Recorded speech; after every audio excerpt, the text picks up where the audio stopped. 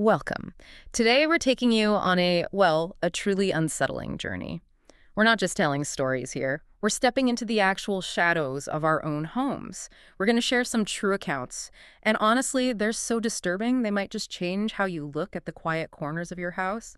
Maybe even the people around you. These are tales of hidden horrors. Strangers who weren't just, watching from afar. They were living there, right beneath, beside, or above people who had no idea. It really twists the whole idea of home being a sanctuary, doesn't it? It turns your most private space into, well, a stage for the unknown. Exactly. And we'll look at the subtle signs, those chilling discoveries, and the profound impact this had on the people who found their homes infiltrated. All right, let's get into these accounts. They are deeply unsettling. We'll start with cases driven by a kind of dark, relentless obsession. Our first story takes us to Pill, Massachusetts, back in 1986. The Bowen family. It was Frank and his two daughters, Tina, 16, and Karen, who was just 9. They'd moved into this old colonial house. They were looking for a fresh start, after a family tragedy. Just wanted some peace. But what started as maybe quirks of an old house, faint tapping noises, lights flickering sometimes, maybe furniture looking slightly out of place, it quickly became something much, much darker. Picture this. Tina and Karen just messing around one evening, trying out a Ouija board, just for fun. Right. But then it actually started to respond, and almost immediately after, they heard 3 very distinct, chilling knocks. Where did the knocks come from? From inside the wall, right behind them. Yeah. The fear, you can imagine, it was instant, and it didn't stop there. Things started going missing, small objects. The TV would suddenly switch on by itself, and Frank, their dad, he just felt constantly watched, like this heavy presence in the house. That feeling of being watched is a common thread in these cases. It's incredibly unnerving. It reached this terrifying peak one evening. Frank comes home, and the house is just chaos. It's freezing cold, even though the heat's on. Radios are blaring static in different rooms. The TV's on. Just snow. He cautiously starts going upstairs, and that's when he sees him. Standing in the hallway, a teenage boy he'd never seen before. And the boy's wearing a wig, a wedding dress, makeup smeared on his face, and he's holding a hatchet. Oh my God. This is Daniel Lant. The sheer audacity. It's staggering. Lant's actions here, they show this complete detachment from reality, fueled by obsession. It wasn't just about being there, it was constant surveillance, a total violation that he built up over time, literally living inside their walls. Frank, somehow, in that moment of sheer terror, he grabbed his daughters, got them out of the house, and called the police immediately. When the officers arrived and searched, they found Lant. He was hiding in this really narrow cavity inside a wall. They discovered these tunnels he'd carved out, peepholes drilled through the walls, blankets, food wrappers. He'd been living there for months. Driven by an obsession with Tina, the older daughter. Exactly. He was arrested, but then, incredibly, he was released on bail. Released after that. Yeah, and not long after, he broke into another home. He murdered a pregnant woman and her 2 young children. That's horrific. He was eventually caught, convicted, sentenced to life. But the Bowen family, they never went back to that house, understandably. They just left it all behind. The trauma of something like that is hard to even comprehend. It really is a reminder of how obsession can just shatter everything. But, sometimes the intrusion isn't about a dark fixation like Lance. Sometimes it's more about exploiting overlooked vulnerabilities, forgotten ways into a home. Which brings us to our next story, or rather, set of stories. We jump forward to 2013 near Ohio State University. A group of college students, Brett was one of them, they rented this cheap old house off campus. And like the Bowen house, it had its quirks, bad wiring, flickering lights, noises, the usual old house stuff. But then other things started happening. Cabinets left open, the fridge emptying way too fast, lights being turned on when everyone was sure they'd turned them off. Little things that individually you might dismiss, but together. Right. They start adding up. Now, in the basement, there was this door, always locked, labeled utility closet. The landlord had told them, basically, don't worry about it. Then one night, there's a power surge. Brett heads down to the basement to reset the breaker. As he comes around the corner, he sees a man, barefoot, looking completely calm, just walking out of the basement area. The man nods, says his name is Jeremy, and then just walks out the back door, like he lived there. Wow. Just casually walks out. Exactly.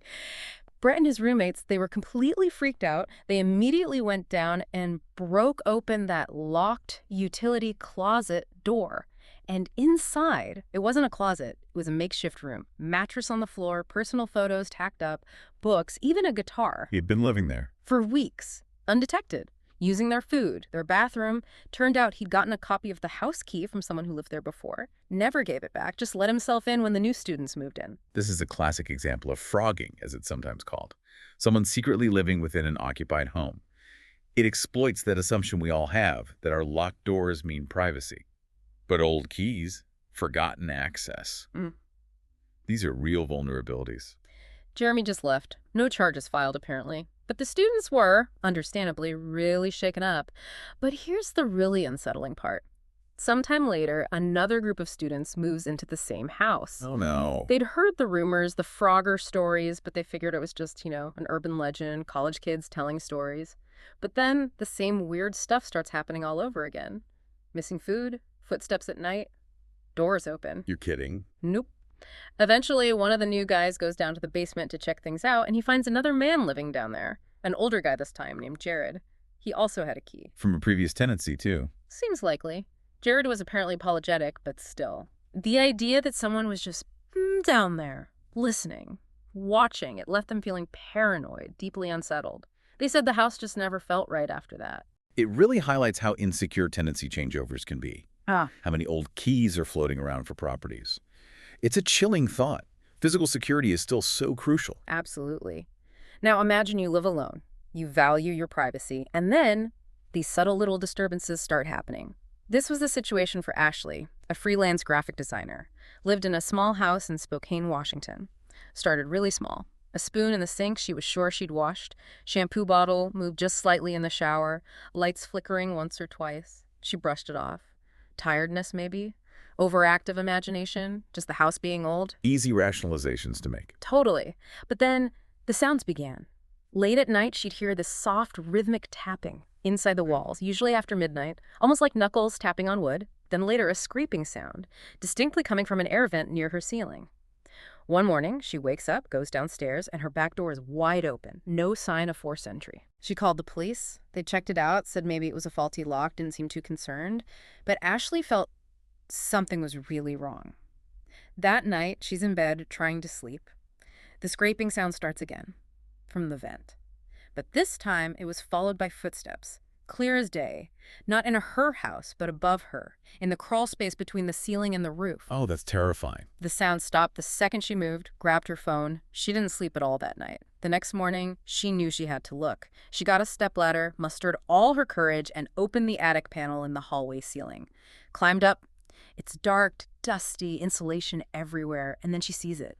In a far corner, a plastic water bottle, an empty granola bar wrapper, and a rolled-up sleeping bag. Undeniable proof. Someone had been living up there. That moment of realization, when the rationalizations fall away and the horrifying truth hits you, the psychological impact is just immense.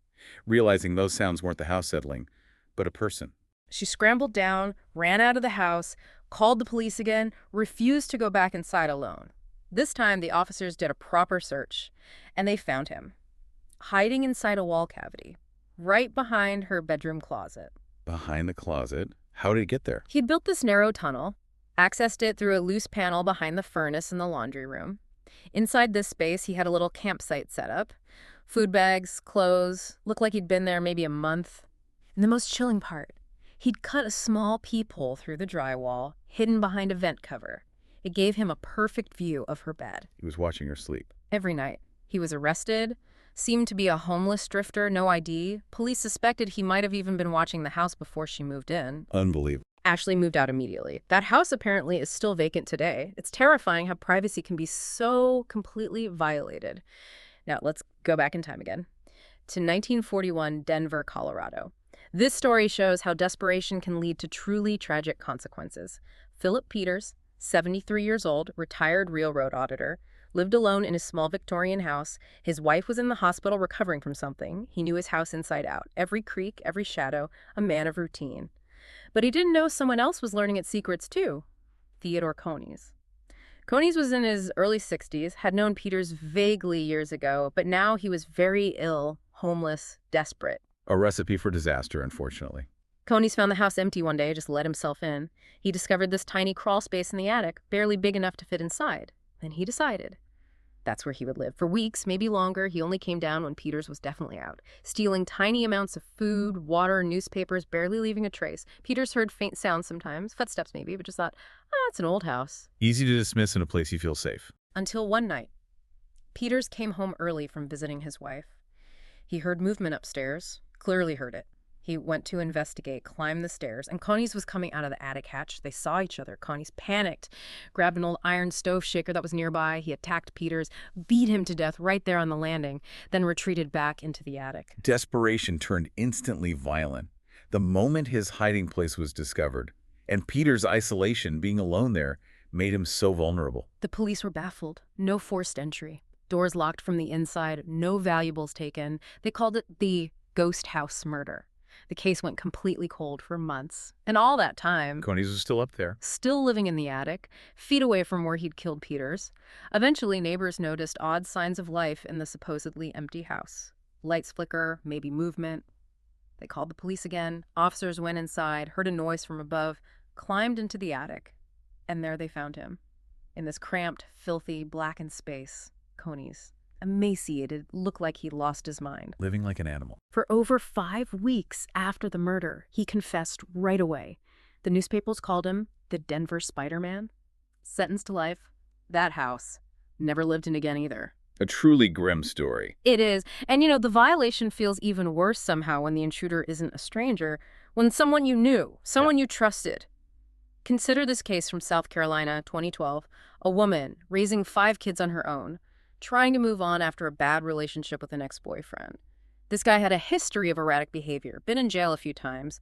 One night, she's lying in bed, and she notices nails in the ceiling above her, pushing downwards like someone was trying to pry them out from the attic side. That's incredibly specific and unsettling. Right. Then she starts hearing scratching noises, faint thumps, even thought she heard whispering sometimes. She tried to tell herself it was stress, her imagination running wild. The mind trying to protect itself from a terrifying possibility. But then, undeniable things started happening. Objects would be moved slightly, food disappearing way too quickly. And one morning, she woke up with bits of insulation on her bed, fallen from the ceiling. That was it.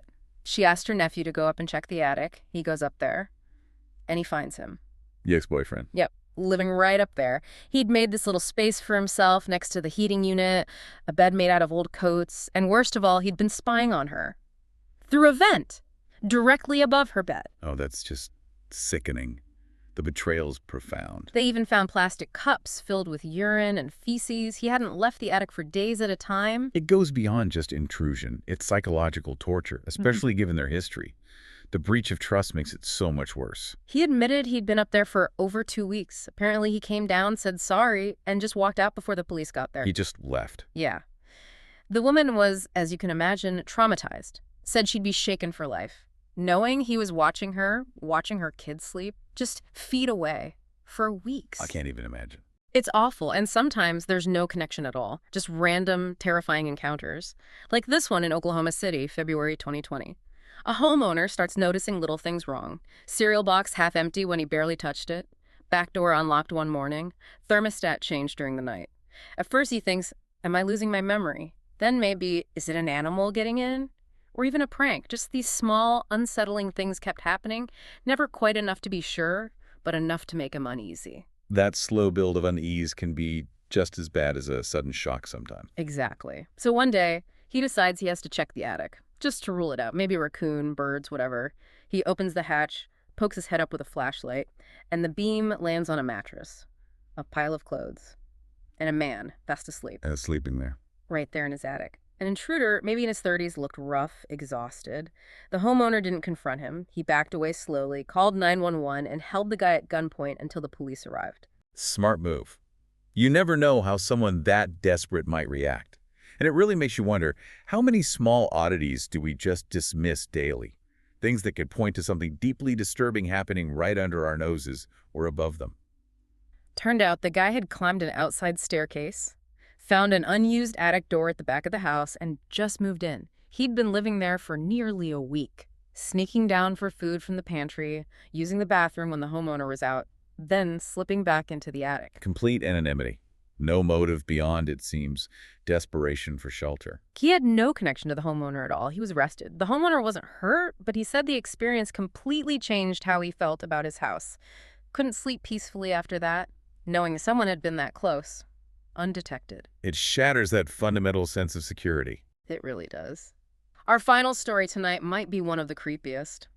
Lisa Lyheart. She bought a small house, 1950s build, just outside Portland, Oregon. Starting fresh after a breakup, wanted some solitude. Loved the house at first. But after about 2 months, something felt wrong, really wrong. It started at night. When she was in bed, she'd hear breathing. Breathing. Yeah, soft, muffled breathing. Coming from the wall right next to her bed. Sounded like someone with a really bad chest cold, just slowly exhaling. There wasn't a vent there or anything, just a plain blank wall, except for this weird, small, square panel near the floor, bolted shut. Okay, that's incredibly specific and unsettling. The breathing continued, night after night. Then other sounds started. Quiet tapping, like fingers on wood. Always late, between 2 and 4 a.m. One night, she's lying there, totally still, just listening. She hears a whisper from inside the wall. Whisper. Could she make out words? No, but it was enough. She bolted, ran out of the house in the middle of the night, went to a friend's place. Her friend kind of joked, maybe it's haunted. But Lisa knew this felt too real. Even sleeping on her friend's couch, some nights she thought she heard faint crawling sounds, like through insulation. She couldn't escape the feeling. Exactly. After about a week, she knew she couldn't just ignore it. She had to confront whatever it was. She went back to the house, got a crowbar, and went straight for that small bolted panel on the bedroom wall. It came off way easier than she expected. The bolts weren't really secure. Behind it, darkness, a cavity. She shone her phone flashlight in. At first, just insulation, old wood studs. But then she realized the space went back. It wasn't just the wall cavity. It opened into a crawl space, maybe 3 feet wide, stretching off into blackness. She leaned in closer, sweeping the light around, and that's when she saw him. Oh, no. Sitting in the far corner, knees pulled up to his chest, filthy, pale, his eyes wide open, locked right onto hers. He didn't move, didn't make a sound, just stared, like he'd been waiting for her to find him. That is pure nightmare fuel. Yeah. The violation. Knowing someone was right there, breathing, whispering, watching from inside the walls. And the drawings they found later. It just adds another layer of disturbing obsession. He wasn't just hiding. He was focused on her. Lisa screamed, dropped her phone right there, scrambled back, and ran out of the house again. The man didn't follow. When the police arrived, searched the space, he was gone. But the evidence was all there. Sleeping bag, bottles of urine, food wrappers, and hundreds of drawings. Mostly sketches of a woman, look like Lisa, just scrawl all over the wood, the insulation, with pencil, charcoal. How did he even get in there? They figured it out. There was a forgotten storage hatch in the basement utility closet. It led up behind the walls, right into that crawl space next to her bedroom, directly to where the breathing sounds came from. Unbelievable. They never caught him. Lisa moved out immediately, obviously. Still in therapy, hasn't lived alone since. I don't blame her. How could you? These stories, they're more than just chilling tales, aren't they? They're stark reminders. How vulnerable our homes, these places we think are absolutely safe, can actually be.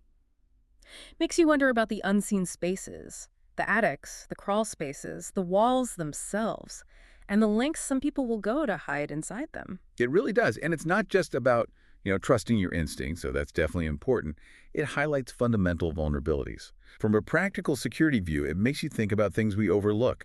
Rekeying locks when you move in, securing crawl space access, even just doing a basic check of your attic once in a while. Psychologically, though, the impact is deeper. It shatters that core sense of safety in your own private space. So what does this all mean for you listening right now? Well, maybe it means taking a second look at that light that flickers oddly, giving a bit more thought to that strange sound you usually ignore, and maybe just having a renewed appreciation for the security, the sanctity of your own space. Thank you for joining us on This Goes Before. Well, this deeply unsettling journey into the unseen. If you found these stories as compelling and frankly as chilling as we did, please remember to like this, share it, and subscribe to the Horror Docs channel. We do more deep dives into the truly disturbing. Until next time, stay safe. And maybe be a little more aware of what might be lurking in the dark.